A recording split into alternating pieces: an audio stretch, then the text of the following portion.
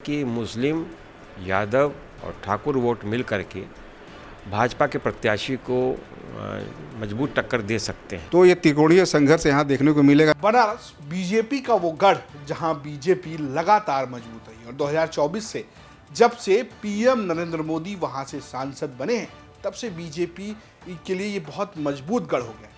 लेकिन क्या मेयर के चुनाव में भी ऐसा होने जा रहा है? तो ऐसा लग नहीं रहा। दरअसल इस बार बीजेपी के सामने बनारस में कई चुनौतियां खड़ी हो गई है। दरअसल बीजेपी ने यहाँ जिस तरीके से एक नए उम्मीदवार को सामने उतारा है उससे बीजेपी के लिए मुश्किलें खड़ी हो गई। हालांकि अगर आप इतिहास देखेंगे तो पिछले 2 दशकों से बीजेपी यहाँ लगातार मेयर का चुनाव जीतती आ रही, लेकिन इस बार बीजेपी ने नए चेहरे अशोक कुमार तिवारी को मौका दिया है और इसी वजह से ऐसा लग रहा है कि बीजेपी को थोड़ी मुश्किलों का सामना करना पड़ सकता है, क्योंकि समाजवादी पार्टी और कांग्रेस ने यहाँ पर जाति समीकरण को ध्यान में रखते हुए टिकट दिया। जहां सपा ने पुराने दिग्गज नेता ओम प्रकाश सिंह को टिकट दिया है, जो पहले यहाँ से पार्षद रह चुके हैं और उनकी एक अपनी छवि भी है। इसके अलावा ये माना जा रहा है कि ठाकुर, मुस्लिम और यादव वोटों का जो कॉम्बिनेशन है वो कहीं ना कहीं यहाँ पर समाजवादी पार्टी को फायदा पहुंचा सकता है। वहीं कांग्रेस ने यहाँ कायस्थ समुदाय से आने वाले अनिल श्रीवास्तव को टिकट दिया हुआ है। अनिल श्रीवास्तव की खास बात यह है कि वो भी जाति समीकरण में बहुत फिट बैठते हैं, क्योंकि अगर आप बनारस के शहरी स्ट्रक्चर को देखेंगे तो यहाँ पर कायस्थ समुदाय का अच्छा खासा वोट है और दबदबा भी रहा है, विधायक भी बनते रहे। ऐसे में अगर ये जो वोट है, जो कायस्थ समुदाय का वोट है, वो बीजेपी का यहाँ पर परंपरागत वोट रहा है, हालांकि कांग्रेस को भी मिलता रहा है। अगर ऐसे में टूट होती है तो बीजेपी को नुकसान हो सकता है यहाँ पर।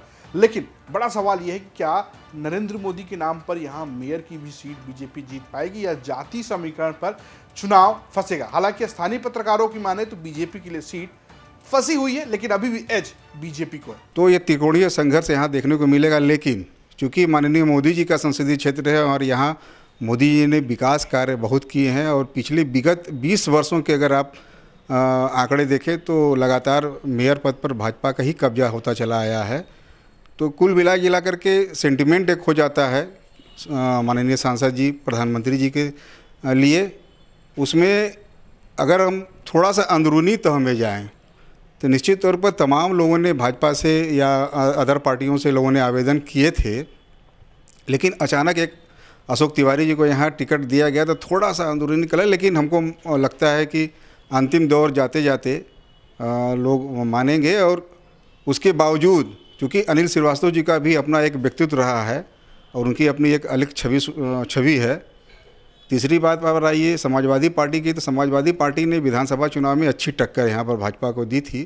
तो उसको इन तीनों चीज़ों को देखते हुए ये लगता है कि यहाँ त्रिकोणीय संघर्ष देखने को मिलेगा। शहर में हमेशा भाजपा हावी रही है और इस बार मेयर के चुनाव में जो टिकट मिले हैं उसको देखते हुए ये कहा जा सकता है कि भाजपा जीत सकती है, लेकिन मुकाबला करना पड़ेगा उसको।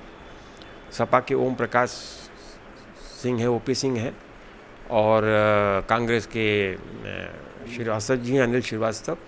लेकिन मुझे लगता है कि मुस्लिम, यादव और ठाकुर वोट मिल करके भाजपा के प्रत्याशी को मजबूत टक्कर दे सकते हैं।